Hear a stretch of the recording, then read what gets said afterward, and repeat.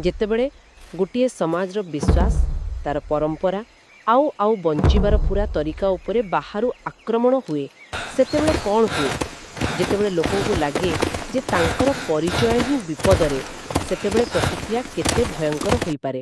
ଆଉ ଏହି ପ୍ରଶ୍ନଗୁଡ଼ିକୁ ହିଁ ଆମକୁ ନେଇଯାଏ ବ୍ରିଟିଶ ଶାସନ ସମୟର ଓଡ଼ିଶାର ଜନଜାତି ଇତିହାସର ଗଭୀରକୁ। ଆଜି ଆମେ ସେହି ଇତିହାସର ଦୁଇଟି ବହୁତ ଶକ୍ତିଶାଳୀ ଅଧ୍ୟାୟ ଉପରେ ଆଲୋଚନା କରିବାକୁ ଯାଉଛୁ, ଘୁମୁସର ବିଦ୍ରୋହ ଏବଂ ଭୂୟାଁ ବିଦ୍ରୋହ।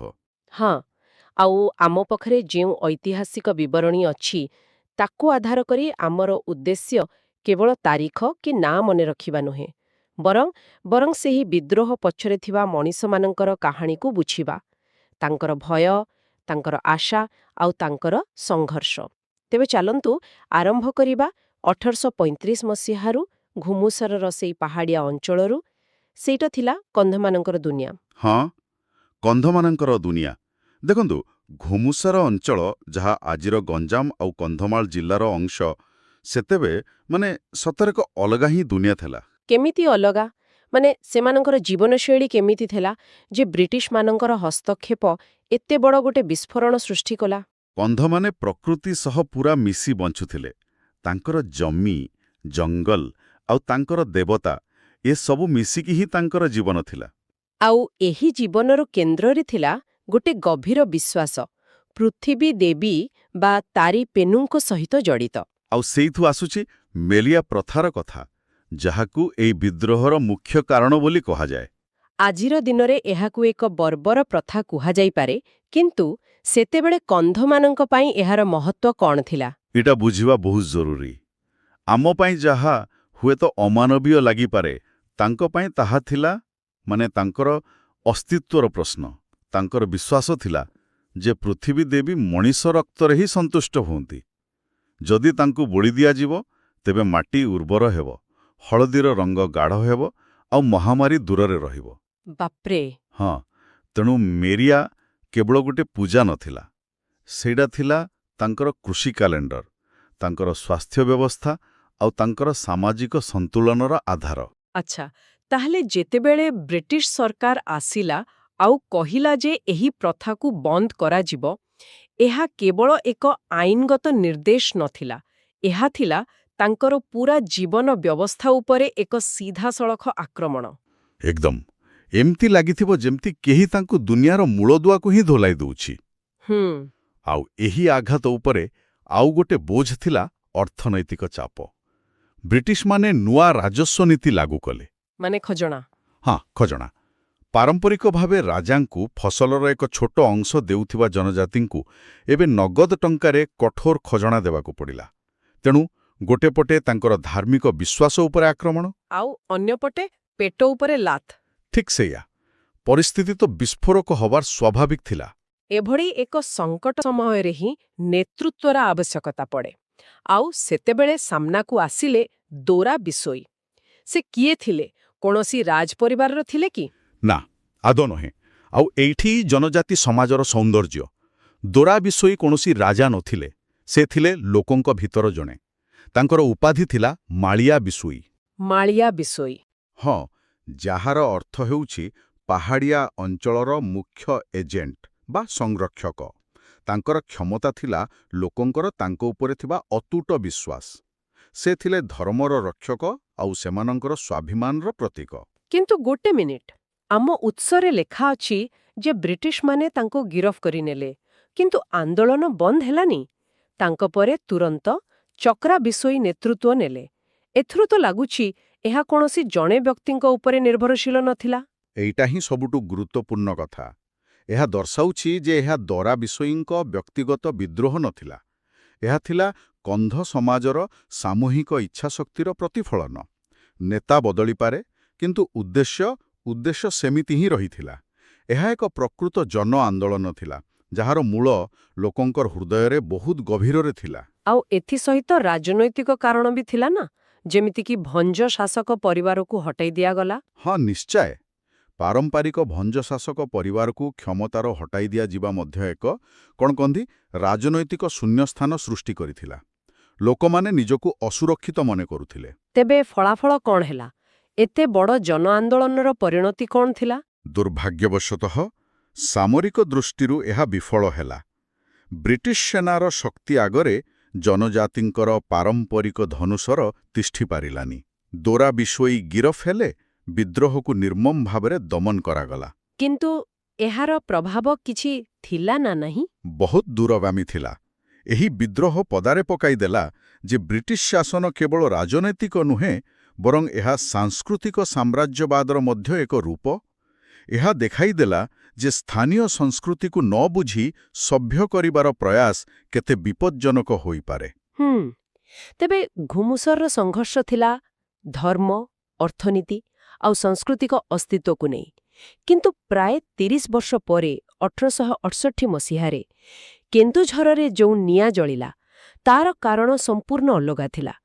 ଏଥର କଥା ଭଗବାନଙ୍କର ନଥିଲା, କଥା ଥିଲା ରାଜଗାଦୀର। ହଁ, ଏହା ଏକ ସମ୍ପୂର୍ଣ୍ଣ ଭିନ୍ନ କାହାଣୀ। କିନ୍ତୁ ସଂଘର୍ଷର ମୂଳରେ ସେହି ସମାନ ସୂତ୍ର ଥିଲା, ପାରମ୍ପରିକ ଅଧିକାର ଉପରେ ହସ୍ତକ୍ଷେପ। କେନ୍ଦୁଝରରେ ଭୂୟା ଜନଜାତିର ଏକ ବିଶେଷ ସ୍ଥାନ ଥିଲା। ସେମାନେ କେବଳ ଜଙ୍ଗଲର ଅଧିବାସୀ ନଥିଲେ, ସେମାନେ ଥିଲେ ରାଜା ତିଆରି କରୁଥିବା ସମ୍ପ୍ରଦାୟ। ରାଜା ତିଆରି କରୁଥିବା ସମ୍ପ୍ରଦାୟ। ଏଇଟା ଶୁଣିବାକୁ ବହୁତ ଆଶ୍ଚର୍ଯ୍ୟ ଲାଗୁଛି। ଏହାର ପ୍ରକ୍ରିୟା କ'ଣ ଥିଲା? କ'ଣ ସେମାନେ ଭୋଟ ଦଉଥିଲେ, ନା ଏହା ଏକ ପରମ୍ପରା ଥିଲା? ଏହା ଏକ ଶହ ଶହ ବର୍ଷର ପରମ୍ପରା ଥିଲା। ଯେତେବେଳେ ଜଣେ ରାଜାଙ୍କର ମୃତ୍ୟୁ ହେଉଥିଲା, ତାଙ୍କର ଉତ୍ତରାଧିକାରୀଙ୍କୁ ଭୂୟାଁ ସର୍ଦ୍ଦାରମାନଙ୍କର ସ୍ୱୀକୃତି ଦରକାର ପଡୁଥିଲା। ଆଚ୍ଛା। ହଁ, ସେମାନେ ନୂଆ ରାଜାଙ୍କୁ କାନ୍ଧରେ ବସାଇ ସିଂହାସନ ପର୍ଯ୍ୟନ୍ତ ନେଉଥିଲେ। ଏହା କେବଳ ଏକ ରୀତିନୀତି ନଥିଲା, ବୁଝିଲେ, ଏହା ଥିଲା ଏକ ସାମାଜିକ ଚୁକ୍ତି। ମାନେ ରାଜା ଆଉ ପ୍ରଜା ଭିତରେ ଗୋଟେ ବୁଝାମଣା ଭଳି? ଏକଦମ ଗୋଟେ ବୁଝାମଣା ଯେ ରାଜା ଭୂୟାମାନଙ୍କର ଜମି, ଜଙ୍ଗଲ ଓ ଅନ୍ୟାନ୍ୟ ପାରମ୍ପରିକ ଅଧିକାରକୁ ସମ୍ମାନ ଦେବେ। ରାଜା ଓ ପ୍ରଜା ଭିତରେ ଏହା ଏକ ସନ୍ତୁଳନ ଥିଲା। ଆଉ ବ୍ରିଟିଶମାନେ ଏହି ଶହ ଶହ ବର୍ଷର ପରମ୍ପରାକୁ ପୂରାପୂରି ଅଣଦେଖା କରିଦେଲେ? ଠିକ୍ ସେୟା ହିଁ ହେଲା। ଯେତେବେଳେ ରାଜା ଗଦାଧର ଭଞ୍ଜଙ୍କ ମୃତ୍ୟୁ ହେଲା, ଭୂୟାମାନେ ବୃନ୍ଦାବନ ଭଞ୍ଜଙ୍କୁ ସମର୍ଥନ କରୁଥିଲେ। କିନ୍ତୁ ବ୍ରିଟିଶ ସରକାର ନିଜର ରାଜନୈତିକ ସ୍ୱାର୍ଥ ପାଇଁ ଧନୁର୍ଜୟ ଭଞ୍ଜଙ୍କୁ ରାଜା ଭାବେ ଘୋଷଣା କଲେ।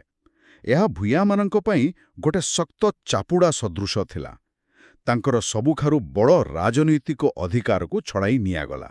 ଆଉ ନୂଆ ରାଜା ଧନୁର୍ଜୟ, ଯିଏ ବ୍ରିଟିଶ ସମର୍ଥନରେ ଗାଦିରେ ବସିଥିଲେ, ସେ ନିଶ୍ଚୟ ଭୂୟାମାନଙ୍କ ଉପରେ ପ୍ରତିଶୋଧ ନେବା ଆରମ୍ଭ କରିଦେଇଥିବେ। ନିଶ୍ଚିତ ଭାବରେ। ସେ ଜାଣିଥିଲେ ଯେ ତାଙ୍କର ପ୍ରକୃତ ଶକ୍ତି ହେଉଛି ବ୍ରିଟିଶ ସେନା, ଭୂୟାମାନଙ୍କର ସମର୍ଥନ ନୁହେଁ। ତେଣୁ ସେ ଭୂୟାମାନଙ୍କ ଉପରେ ବେଠି ବା ବିନା ମଜୁରୀରେ କାମ କରିବାର ପ୍ରଥା ଲାଗୁ କଲେ। ତାଙ୍କର ଜମି ଛଡ଼ାଇ ନେଲେ। ଏହା ଥିଲା ଭୂୟାଁ ସମାଜର ମେରୁଦଣ୍ଡକୁ ଭାଙ୍ଗି ଦେବାର ଏକ ପ୍ରୟାସ। ଏହି ପରିସ୍ଥିତିରେ ହିଁ ରତ୍ନାନାୟକଙ୍କର ଆବିର୍ଭାବ ହେଲା। ଦୋରା ବିଷୋଇଙ୍କଠାରୁ ସେ କେତେ ଭିନ୍ନ ଥିଲେ? ବହୁତ ଭିନ୍ନ। ଯଦି ଦୋରା ବିଷୋଇ ଥିଲେ ଜଣେ ଧାର୍ମିକ ସଂରକ୍ଷକ, ତେବେ ରତ୍ନାନାୟକ ଥିଲେ ଜଣେ କୁଶଳୀ ସାମରିକ ସଂଗଠକ ଏବଂ ରଣନୀତିକାର। ସେ ଜାଣିଥିଲେ ଯେ ଏହି ଲଢ଼େଇ କୌଣସି ପୂଜାପାଠରେ ଜିତି ହେବ ନାହିଁ। ଏଥିପାଇଁ ସଂଗଠିତ ସାମରିକ ଶକ୍ତି ଦରକାର। ସେ କ'ଣ କଲେ? ସେ ବିଭିନ୍ନ ଭୂୟାଁ ପିଢ଼ା ବା ଅଞ୍ଚଳର ସର୍ଦ୍ଦାରମାନଙ୍କୁ ଏକାଠି କଲେ ଏବଂ ଏକ ଶକ୍ତିଶାଳୀ ବିଦ୍ରୋହୀ ବାହିନୀ ଗଠନ କଲେ। ତାଙ୍କର ଲକ୍ଷ୍ୟ ପୁରା ସ୍ପଷ୍ଟ ଥିଲା, ଅନ୍ୟାୟ ରାଜ ଧନୁର୍ଜୟଙ୍କୁ ହଟାଇବା ଏବଂ ନିଜ ପସନ୍ଦର ରାଜା ବୃନ୍ଦାବନ ଭଞ୍ଜଙ୍କୁ ଗାଦିରେ ବସାଇବା। ଏହାର ଅର୍ଥ ସେମାନେ ରାଜତନ୍ତ୍ରର ବିରୋଧୀ ନଥିଲେ? ନା, ଆଦୌ ନୁହେଁ। ବରଂ ଜଣେ ଅବୈଧ ରାଜାଙ୍କ ବିରୋଧୀ ଥିଲେ। ସେମାନେ ସେହି ବ୍ୟବସ୍ଥାକୁ ହିଁ ପୁନଃସ୍ଥାପିତ କରିବାକୁ ଚାହୁଁଥିଲେ, ଯେଉଁଥିରେ ତାଙ୍କର ସ୍ୱରର ମୂଲ୍ୟ ଥିଲା। ଏକଦମ। ଏହା ସେମାନଙ୍କର ରାଜନୈତିକ ପରିପକ୍ୱତାର ପରିଚୟ ଦିଏ। କିନ୍ତୁ ଏହି ବିଦ୍ରୋହର ପରିଣାମ ମଧ୍ୟ ଅତ୍ୟନ୍ତ ଦୁଃଖଦ ଥିଲା। ବ୍ରିଟିଶ ସେନାର ସହାୟତାରେ ବିଦ୍ରୋହକୁ ଦମନ କରାଗଲା। ରତ୍ନାନାୟକ ଏବଂ ତାଙ୍କର 6 ଜଣ ପ୍ରମୁଖ ସହଯୋଗୀଙ୍କୁ ଧରାଯାଇ ଫାଶୀ ଦିଆଗଲା। ଠିକ୍ ଅଛି। ତେବେ ଆମ ପାଖରେ ଏବେ ଦୁଇଟି ଭିନ୍ନ କାହାଣୀ ଅଛି। ଗୋଟିଏ ଘୁମୁସରର, ଯାହା ଧର୍ମ ଏବଂ ବିଶ୍ୱାସର ଲଢ଼ାଇ, ଅନ୍ୟଟି କେନ୍ଦୁଝରର, ଯାହା ରାଜନୈତିକ ଅଧିକାର ଏବଂ ରାଜପଦର ଲଢ଼ାଇ। ଏହି ଦୁଇଟିକୁ ପାଖାପାଖି ରଖିଲେ ଆମେ କ'ଣ ଶିଖିପାରିବା? ମୋତେ ଲାଗେ ଏହି ତୁଳନା ହିଁ ସବୁଠାରୁ ମଜାଦାର। ଏହା ଦେଖାଏ ଯେ ଜନଜାତି ପ୍ରତିରୋଧର କୌଣସି ଗୋଟିଏ ରୂପ ନଥାଏ। ଘୁମୁସରରେ କନ୍ଧମାନେ ଲଢ଼ୁଥିଲେ କାରଣ ବ୍ରିଟିଶମାନେ ତାଙ୍କର ଆଧ୍ୟାତ୍ମିକ ଦୁନିଆରେ ପ୍ରବେଶ କରୁଥିଲେ। ସେମାନଙ୍କର ପ୍ରତିବାଦର ଭାଷା ଥିଲା ଧାର୍ମିକ। ତୁମେ ଆମ ଦେବତାଙ୍କୁ ଅସନ୍ତୁଷ୍ଟ କରୁଛ। ଆଉ କେନ୍ଦୁଝରରେ ଭୂୟାମାନେ ଲଢ଼ୁଥିଲେ କାରଣ ବ୍ରିଟିଶମାନେ ତାଙ୍କର ରାଜନୈତିକ ଦୁନିଆରେ ହସ୍ତକ୍ଷେପ କରୁଥିଲେ। ସେମାନଙ୍କର ପ୍ରତିବାଦର ଭାଷା ଥିଲା ରାଜନୈତିକ। ତୁମେ ଆମର ଆଇନ ଓ ପରମ୍ପରାକୁ ଭାଙ୍ଗୁଛ। ସମ୍ପୂର୍ଣ୍ଣ ସଠିକ୍। ଆଉ ଯଦି ଆମେ ଏହାକୁ ଆହୁରି ବଡ଼ ଚିତ୍ରରେ ଦେଖିବା, ତେବେ ଆମେ ବୁଝିପାରିବା ଯେ ଏହା କେବଳ ବ୍ରିଟିଶଙ୍କ ବିରୁଦ୍ଧରେ ବିଦ୍ରୋହ ନଥିଲା। ଏହା ଥିଲା ଦୁଇଟି ଭିନ୍ନ ବିଶ୍ୱ ଦୃଷ୍ଟିକୋଣର ସଂଘର୍ଷ। ଗୋଟିଏ ପଟେ ଥିଲା ବ୍ରିଟିଶଙ୍କର ଲିଖିତ ଆଇନ, ପ୍ରଶାସନିକ କାର୍ଯ୍ୟଦକ୍ଷତା ଆଉ ସଭ୍ୟ କରିବାର ଧାରଣା। ହଁ ଆଉ ଅନ୍ୟପଟେ ଥିଲା ଜନଜାତିମାନଙ୍କର ମୌଖିକ ପରମ୍ପରା, ପୂର୍ବପୁରୁଷଙ୍କଠାରୁ ମିଳିଥିବା ଅଧିକାର ଏବଂ ପ୍ରକୃତି ସହିତ ଏକାଠି ହୋଇ ବଞ୍ଚିବାର ଜୀବନ ଦର୍ଶନ। ଏହି ଦୁଇଟି ବ୍ୟବସ୍ଥା ଭିତରେ ସଂଘର୍ଷ ହେବା ତ ଅବଶ୍ୟମ୍ଭାବୀ ଥିଲା। ହଁ ଆଉ ଏହି ବିଦ୍ରୋହଗୁଡ଼ିକର ବିଫଳତା କେବଳ ସାମରିକ ପରାଜୟ ନଥିଲା। ଏହା ଏକ ଜୀବନଶୈଳୀ ଉପରେ ଅନ୍ୟ ଏକ ଜୀବନଶୈଳୀର ବିଜୟ ଥିଲା। ଏହା ପ୍ରମାଣିତ କଲା ଯେ ଆଧୁନିକ ରାଷ୍ଟ୍ର ବ୍ୟବସ୍ଥାର ପ୍ରସାର ସମୟରେ ପାରମ୍ପରିକ ସମାଜଗୁଡ଼ିକୁ କିପରି ନିଜର ପରିଚୟ ବଞ୍ଚାଇବା ପାଇଁ ସଂଘର୍ଷ କରିବାକୁ ପଡ଼ିବ। ତେବେ ଆଜିର ଆଲୋଚନାରୁ ଏହା ସ୍ପଷ୍ଟ ଯେ ଏହି ବିଦ୍ରୋହଗୁଡ଼ିକ ଇତିହାସର କିଛି ଛୋଟ ଘଟଣା ନଥିଲା। ଏଗୁଡ଼ିକ ଥିଲା ଦୁଇଟି ଶକ୍ତିଶାଳୀ ପରିଚୟର ଅଭିବ୍ୟକ୍ତି। ଗୋଟିଏ ନିଜର ଆତ୍ମାକୁ ବଞ୍ଚାଇବା ପାଇଁ ଲଢ଼ୁଥିଲା, ଆଉ ଅନ୍ୟଟି ନିଜର ରାଜନୈତିକ ସଂରଚନାକୁ। ପରାଜୟ ସତ୍ତ୍ୱେ ସେମାନଙ୍କର ପ୍ରତିରୋଧର କାହାଣୀ ଆଜି ବି ଆମକୁ ବହୁତ କିଛି ଶିଖାଏ। ଆଜି ଆମେ ଓଡ଼ିଶା ଇତିହାସର ଏମିତି ଗୋଟେ ଅଧ୍ୟାୟକୁ ଦେଖିବାକୁ ଯାଉଛୁ ଯାହା ଯେତିକି ଭୟାବହ ସେତିକି ଆଶ୍ଚର୍ଯ୍ୟଜନକ ବି। ହଁ 1866-67ର 9 ଅଙ୍କ ଦୁର୍ଭିକ୍ଷ। ଏକଦମ ଆମ ପାଖରେ ଯୋଉ ଉତ୍ସଗୁଡ଼ିକ ଅଛି ସେଥିର ଗୋଟେ ଅଜବ କଥା ସାମ୍ନାକୁ ଆସୁଛି। କ'ଣ ସେଇଟା? ଯେ କିପରି ଓଡ଼ିଶାର ସବୁଠାରୁ ଅନ୍ଧକାରମୟ ସମୟ ପରବର୍ତ୍ତୀ ସମୟରେ ଆଧୁନିକ ଓଡ଼ିଶା ପାଇଁ ଏକ ନୂଆ ସକାଳର କାରଣ ପାଲଟିଗଲା। ଆଉ ଆଜି ଆମେ ସେଇ ରହସ୍ୟକୁ ହିଁ ବୁଝିବାକୁ ଚେଷ୍ଟା କରିବା। ତେବେ ଚାଲନ୍ତୁ ଆରମ୍ଭରୁ ଆରମ୍ଭ କରିବା। ଏହାର ନାଁରୁ 9 ଅଙ୍କ ଦୁର୍ଭିକ୍ଷ। ଏଇ ନାଁଟା ଟିକେ ଅଜବ ଲାଗୁଛି, ନୁହେଁ କି? ହଁ, ଏଠି ଗୋଟେ ମଜାଦାର କଥା ଅଛି। ଏଇ ନାଁଟା ଆସିଛି ସେତେବେଳର ପୁରୀ ଗଜପତି ରାଜା ଦିବ୍ୟସିଂହ ଦେବ ଦ୍ୱିତୀୟଙ୍କ ଶାସନ କାଳରୁ। ଆଚ୍ଛା। ହଁ, ତାଙ୍କ ଶାସନର ନବମ ଅଙ୍କ ନବମ ବର୍ଷରେ ଏ ଦୁର୍ଭିକ୍ଷ ହୋଇଥିଲା। ସେଥିପାଇଁ 9 ଅଙ୍କ। ଓହୋ, ତାହେଲେ ଏହା କେବଳ ଏକ ସମୟ ସୂଚକ। କିନ୍ତୁ ଏଇଠି ମୋ ମନରେ ଗୋଟେ ପ୍ରଶ୍ନ ଆସୁଛି। କୁହନ୍ତୁ। ଉତ୍ସଗୁଡ଼ିକ ତ ସ୍ପଷ୍ଟ କହୁଛି ଯେ ରାଜାଙ୍କର କୌଣସି ପ୍ରଶାସନିକ କ୍ଷମତା ନଥିଲା। ଆଦୌ ନଥିଲା। ତାହେଲେ ଇତିହାସର ଏତେ ବଡ଼ କଳଙ୍କ ତାଙ୍କ ନାଁରେ କାହିଁକି ରହିଗଲା? ଏଇଟା ଟିକେ ଅନ୍ୟାୟ ନୁହେଁ କି? ଆପଣ ଏକଦମ ଠିକ୍ କଥା ଉଠେଇଛନ୍ତି। ଏହା ହିଁ ଏ ଘଟଣାର ସବୁଠୁ ବଡ଼ ବିଡ଼ମ୍ବନା। ରାଜାଙ୍କ ଭୂମିକା ଥିଲା କେବଳ ଧାର୍ମିକ ଆଉ ପାରମ୍ପରିକ। ସେ ଜଗନ୍ନାଥ ମନ୍ଦିରର ମୁଖ୍ୟ ସେବକ ଥିଲେ। କିନ୍ତୁ ପ୍ରକୃତ କ୍ଷମତା ଥିଲା ବ୍ରିଟିଶ ସରକାରଙ୍କ ହାତରେ। ହଁ, ଯେଉଁମାନେ କଲିକତାର ବେଙ୍ଗଲ ପ୍ରେସିଡେନ୍ସିରୁ ଶାସନ କରୁଥିଲେ। ତେଣୁ ଦାୟିତ୍ୱ ସମ୍ପୂର୍ଣ୍ଣ ଭାବେ ବ୍ରିଟିଶ ପ୍ରଶାସନର ଥିଲା। ଏବେ କଥାଟା ସ୍ପଷ୍ଟ ହେଲା। ଯାହାର ଦୋଷ ନାହିଁ ତା ନାଁରେ ଇତିହାସ ଲେଖା ହେଲା। ହଁ, ଠିକ୍ ସେଇଆ। ତାହେଲେ ଚାଲନ୍ତୁ ଏ ମହାବିନାଶ ପଛର ପ୍ରକୃତ କାରଣକୁ ଦେଖିବା। ଉତ୍ସ ଅନୁସାରେ ଆରମ୍ଭଟା ତ 1865ର ମୌସୁମୀ ବିଫଳତାରୁ ହୋଇଥିଲା। ହଁ, ସେଇଟା ଥିଲା ପ୍ରାକୃତିକ କାରଣ। ଅଳ୍ପ ବର୍ଷା ଯୋଗୁଁ ଶାରଦ ଧାନ ଯାହାକୁ ଆମେ ଅମନ ଫସଲ କହୁ, ସେଇଟା ପୁରା ନଷ୍ଟ ହୋଇଗଲା। ଆଉ ସେତେବେଳର ଅର୍ଥନୀତି ତ ସେଇ ଗୋଟିଏ ଫସଲ ଉପରେ ହିଁ ନିର୍ଭର କରୁଥିଲା। ଏକଦମ। କିନ୍ତୁ ଉତ୍ସରେ ଗୋଟେ ବହୁତ ଗୁରୁତ୍ୱପୂର୍ଣ୍ଣ ବାକ୍ୟ ଅଛି। 9 ଅଙ୍କ ଦୁର୍ଭିକ୍ଷ ଏକ ପ୍ରାକୃତିକ ଅଭାବ ଥିଲା, ଯାହା ପ୍ରଶାସନିକ ବିଫଳତା ଯୋଗୁଁ ମାନବୀୟ ବିପର୍ଯ୍ୟୟରେ ପରିଣତ ହୋଇଥିଲା। ପ୍ରଶାସନିକ ବିଫଳତା। ଏଇଟା କେବଳ ଗୋଟିଏ ଭୁଲ ନଥିଲା ବୋଧେ, ଏଇଟା ଏକ ବ୍ୟବସ୍ଥାଗତ ବିଫଳତା ଥିଲା। ହଁ, ଏ ସିଷ୍ଟମ ଫେଲିୟର। ତ କଲିକତାରେ ବସିଥିବା ବଡ଼ ଅଫିସରଙ୍କଠୁ ଆରମ୍ଭ କରି ଏଠିକାର ସ୍ଥାନୀୟ ପ୍ରଶାସନ କେହି କ'ଣ ପରିସ୍ଥିତିର ଗମ୍ଭୀରତାକୁ ବୁଝିପାରିଲେନି? ଏଇଠି ହିଁ ତ ପୁରା କାହାଣୀର ମୂଳ ରହସ୍ୟ ଲୁଚି ରହିଛି। ସେତେବେଳେ ଓଡ଼ିଶା ଥିଲା ବେଙ୍ଗାଲ ପ୍ରେସିଡେନ୍ସିର ଗୋଟେ ଅବହେଳିତ ଅଞ୍ଚଳ। ଆଚ୍ଛା। ତ ସ୍ଥାନୀୟ ଅଧିକାରୀମାନେ ଭାବିଲେ ଏଇଟା ଗୋଟେ ସାଧାରଣ ଫସଲ ହାନି। ସେମାନେ ଉପରକୁ ଠିକ୍ ରିପୋର୍ଟ ପଠେଇଲେନି। ଆଉ ଉପରେ ଯେଉଁମାନେ ବସିଥିଲେ ସେମାନେ ବି ଡେରି କଲେ। ବହୁତ ଡେରି କଲେ। କିନ୍ତୁ ଏତେ ଡେରି କାହିଁକି?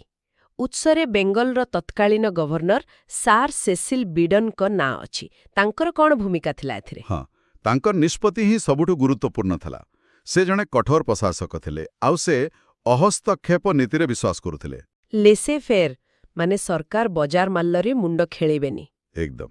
ସେ ଭାବିଲେ ବ୍ୟବସାୟୀମାନେ ନିଜ ଲାଭ ପାଇଁ ଚାଉଳ ଆଣିବେ, ଆଉ ସମସ୍ୟା ଆପେ ଆପେ ସମାଧାନ ହୋଇଯିବ। କିନ୍ତୁ ସେ ଏକଥା ଭୁଲିଗଲେ ଯେ ଯେତେବେଳେ ଲୋକଙ୍କ ପାଖରେ କିଣିବାକୁ ପଇସା ହିଁ ନଥାଏ ସେତେବେଳେ ବଜାରର ନିୟମ କାମ କରେନି। ଠିକ୍, ତାଙ୍କର ଏଇ ଭୁଲ ଧାରଣା ହିଁ ଖାଦ୍ୟାଭାବକୁ ଭୟଙ୍କର ଅନାହାର ମୃତ୍ୟୁର ବଦଳିଦେଲା। ଆଉ ଭିତ୍ତିଭୂମିର ଅଭାବ ତ ଥିଲା। ହଁ, ସେଇଟା ଆଉ ଗୋଟେ ବଡ଼ କାରଣ। ରେଳପଥ ନଥିଲା, ରାସ୍ତା ନଥିଲା। କେବଳ ସମୁଦ୍ର ପଥ ହିଁ ଭରସା। ହଁ, ଆଉ ଯେତେବେଳକୁ ସେମାନଙ୍କର ଚେତା ପଶିଲା, ମାନେ ମେ 1866 ବେଳକୁ, ସେତେବେଳକୁ ମୌସୁମୀ ଆସିଯାଇଥିଲା। ତା ମାନେ ସମୁଦ୍ର ବି ଅଶାନ୍ତ ହୋଇଗଲା। ଆଉ ଜାହାଜ ଚଳାଚଳ ପ୍ରାୟ ଅସମ୍ଭବ ହୋଇପଡ଼ିଲା। ବାପରେ, ମାନେ ଗୋଟିଏ ପରେ ଗୋଟିଏ ଭୁଲ ନିଷ୍ପତ୍ତି। ପ୍ରଥମେ ସମସ୍ୟାକୁ ଅଣଦେଖା କଲେ, ତାପରେ ଭୁଲ ନୀତି ଆପଣେଇଲେ, ଆଉ ଶେଷରେ ପ୍ରକୃତି ବାଟ ଅଗାଳିଲା। ହଁ, ଆଉ ଏହାର ପରିଣାମ, ଉତ୍ସ କହୁଛି ପ୍ରାୟ 10 ଲକ୍ଷ ଲୋକ। ଏ ସଂଖ୍ୟାଟା ମୋତେ ସ୍ତବ୍ଧ କରିଦେଉଛି। ସେତେବେଳକେ ଜନସଂଖ୍ୟାର ପ୍ରାୟ 1/3। 1/3। କଳ୍ପନା କରିବା ବି କଷ୍ଟ। ସେହି ସମୟରେ ଲୋକଙ୍କର ଜୀବନ କେମିତି ଥିବ? ଉତ୍ସରେ ଏହାର କିଛି ଚିତ୍ର ଅଛି କି? ସ୍ଥିତି ଅକଳ୍ପନୀୟ ଥିଲା। ଲୋକମାନେ ବଞ୍ଚିବା ପାଇଁ ଗଛର ଚେର, ପତ୍ର, ଏମିତିକି ବଣୁଆ ଘାସ ଖାଉଥିଲେ। ନିଜର ଜମି, ଗୋରୁଗାଈ, ଘରର କବାଟ ଝରକା ସବୁ ମୁଠାଏ ଚାଉଳ ପାଇଁ ବିକ୍ରି କରିଦେଉଥିଲେ। ଗାଁ ଗାଁ ଶୂନ୍ୟଶାନ ହୋଇଯାଇଥିବ। ହଁ, ପରିବାର ଛିନ୍ନଛିତ୍ର ହୋଇଗଲା, ପିଲାମାନେ ଅନାଥ ହୋଇଗଲେ। ଉତ୍ସରେ ଗୋଟିଏ ଧାଡ଼ି ଅଛି ଯାହା ମୋତେ ବହୁତ ବାଧିଲା। ପ୍ରଥମେ ଖାଦ୍ୟ ଅଦୃଶ୍ୟ ହେଲା, ତାପରେ ମର୍ଯ୍ୟାଦା ଏବଂ ଶେଷରେ ମଣିଷର ଜୀବନ। ଏହା କେବଳ ଶାରୀରିକ ମୃତ୍ୟୁ ନଥିଲା, ଏହା ଏକ ସାମାଜିକ ଓ ନୈତିକ ପତନ ବି ଥିଲା। ଏକ ପୂରା ସମାଜର ପତନର ଏକ ଭୟଙ୍କର ଚିତ୍ର। ଏତେ ବଡ଼ ବିପର୍ଯ୍ୟୟ ପରେ ସରକାର ନିଶ୍ଚୟ କିଛି ତଦନ୍ତ କରିଥିବେ। ହଁ, ଯେତେବେଳକୁ ଲକ୍ଷ ଲକ୍ଷ ଲୋକ ମରିସାରିଥିଲେ, ସେତେବେଳେ ଯାଇ ସେମାନଙ୍କର ନିଦ ଭାଙ୍ଗିଲା। ଆଚ୍ଛା। ଡିସେମ୍ବର 1866ରେ ଜର୍ଜ କ୍ୟାମ୍ପବେଲଙ୍କ ଅଧ୍ୟକ୍ଷତାରେ ଗୋଟେ କମିଶନ ବସିଲା। ଆଉ ସେ କମିଶନ କ'ଣ କହିଲା? ସେମାନେ ସ୍ପଷ୍ଟ ଭାବେ ସ୍ୱୀକାର କଲେ ଯେ ପ୍ରଶାସନର ଗୁରୁତର ବିଳମ୍ବ ହୋଇଥିଲା। କିନ୍ତୁ ସେତେବେଳକୁ ବହୁତ ଡେରି ହୋଇସାରିଥିଲା। ତ ଏଇଠି କଥାଟା ଆମ ଆଲୋଚନାର ମୂଳ ପ୍ରଶ୍ନକୁ ଫେରିଆସୁଛି। ଏହି ମହାବିନାଶ ପରେ ଓଡ଼ିଶାରେ ଏକ ନବଜାଗରଣ ଆସିଲା। ଗୋଟିଏ ବିନାଶରୁ ସୃଜନର ଆରମ୍ଭ। ଏହା କେମିତି ସମ୍ଭବ ହେଲା? ଏତେ ବଡ଼ ଦୁଃଖଦ ଘଟଣା ଏକ ସକାରାତ୍ମକ ପରିବର୍ତ୍ତନର କାରଣ ହେଲା କେମିତି? ଦେଖନ୍ତୁ, ବେଳେବେଳେ ଏକ ବଡ଼ ଆଘାତ ହିଁ ପୁରା ବ୍ୟବସ୍ଥାକୁ ବଦଳାଇବା ପାଇଁ ବାଧ୍ୟ କରେ। ଏ ଦୁର୍ଭିକ୍ଷ ବ୍ରିଟିଶ ସରକାରଙ୍କ ପାଇଁ ଗୋଟେ ବହୁତ ବଡ଼ କଳଙ୍କ ଥିଲା। କ୍ୟାମ୍ବେଲ କମିଶନ ରିପୋର୍ଟ ପରେ ତ ସେମାନଙ୍କର ଅପମାନ ହୋଇଥିବ। ନିଶ୍ଚୟ, ଏହା ସେମାନଙ୍କ ପ୍ରଶାସନିକ ବିଫଳତାକୁ ପୁରା ଦୁନିଆ ସାମ୍ନାରେ ପଦାରେ ପକାଇଦେଲା। ତେଣୁ ସେମାନେ ବୁଝିଲେ ଯେ ଓଡ଼ିଶାକୁ ଆଉ ଅବହେଳା କରାଯାଇପାରିବ ନାହିଁ। ତାହେଲେ ଏହା କ'ଣ ଏକ ପ୍ରକାରର ଅପରାଧ ବୋଧ ଥିଲା, ନା କେବଳ ନିଜ ଛବି ସୁଧାରିବା ପାଇଁ ଏକ ପଦକ୍ଷେପ? ମୁଁ ଭାବୁଛି ଦୁଇଟା ଯାକ। କିଛି ମାତ୍ରାରେ ଡ୍ୟାମେଜ୍ କଣ୍ଟ୍ରୋଲ, ଆଉ କିଛି ମାତ୍ରାରେ ବାସ୍ତବ ଅନୁଭବ। ସେମାନେ ବୁଝିଲେ ଯେ ଶିକ୍ଷା ଓ ଭିତ୍ତିଭୂମି ବିନା ଶାସନ କରିବା କେତେ ବିପଜ୍ଜନକ। ତେବେ ପ୍ରଥମେ ଶିକ୍ଷା କଥା କୁହନ୍ତୁ। କ'ଣ ପରିବର୍ତ୍ତନ ଆସିଲା? ଏଇଟା ଏକ ବଡ଼ ପରିବର୍ତ୍ତନ ଥିଲା। 1876ରେ କଟକ ଜିଲ୍ଲା ସ୍କୁଲକୁ କଲେଜର ମାନ୍ୟତା ମିଳିଲା। ଯାହାପରେ ଆମର ରେଭେନ୍ସା କଲେଜ ହେଲା। ଏକଦମ। ଆଉ ଏହି ସମୟରେ ହିଁ ମଧୁସୂଦନ ଦାସ ଓଡ଼ିଶାର ପ୍ରଥମ ସ୍ନାତକ ଭାବେ ଉଭା ହେଲେ। ସେ କେବଳ ଜଣେ ବ୍ୟକ୍ତି ନଥିଲେ, ସେ ଥିଲେ ଏକ ନୂତନ ଶିକ୍ଷିତ ପିଢ଼ିର ପ୍ରତୀକ। ହଁ। ଆଉ ବ୍ରିଟିଶମାନେ ବୋଧହୁଏ ଭାବିଥିବେ ଯେ ଏହି ଶିକ୍ଷିତ ଯୁବକମାନେ ସେମାନଙ୍କୁ ସାହାଯ୍ୟ କରିବେ। କିନ୍ତୁ ହେଲା ଠିକ୍ ତାର ଓଲଟା। ଠିକ୍। ସେମାନେ ଯେଉଁ ଶିକ୍ଷିତ ଗୋଷ୍ଠୀ ସୃଷ୍ଟି କଲେ, ସେଇମାନେ ହିଁ ପରେ ନିଜ ଅଧିକାର ବିଷୟରେ ସଚେତନ ହେଲେ। ଆଉ ଏ ଯନ୍ତ୍ରଣା, ଏହା ସାହିତ୍ୟରେ ବି ପ୍ରତିଫଳିତ ହେଲା। ମୁଁ ଉତ୍ସରେ ଫକୀରମୋହନ ସେନାପତିଙ୍କ ନାଁ ଦେଖୁଛି। ନିଶ୍ଚିତ ଭାବରେ ଏ ଦୁର୍ଭିକ୍ଷ ଏକ ମୋଡ଼ ଥିଲା। ଫକୀରମୋହନ ଆଧୁନିକ ଓଡ଼ିଆ ସାମାଜିକ ଉପନ୍ୟାସର ଜନକ ପାଲଟିଗଲେ। ସେ ସାଧାରଣ ଲୋକଙ୍କ କଥା ଲେଖିଲେ। ହଁ, ଶୋଷିତ ଚାଷୀ, ଦୁର୍ନୀତିଗ୍ରସ୍ତ ଅଧିକାରୀ, ଯାହା ଲୋକମାନେ ନିଜ ଜୀବନରେ ଦେଖୁଥିଲେ। ତାଙ୍କ ସହ ରାଧାନାଥ ରାୟ, ଗଙ୍ଗାଧର ମେହେର, ଏମାନେ ସମସ୍ତେ ଓଡ଼ିଆ ସାହିତ୍ୟକୁ ଏକ ନୂଆ ସ୍ୱର ଦେଲେ। ବାସ୍ତବତାର ସ୍ୱର, ସାମାଜିକ ଚେତନାର ସ୍ୱର। ତାହେଲେ ଆମ ପାଖରେ ଏକ ନୂଆ ଶିକ୍ଷିତ ଗୋଷ୍ଠୀ ଅଛନ୍ତି ଏବଂ ଏକ ନୂଆ ସାହିତ୍ୟ ଅଛି।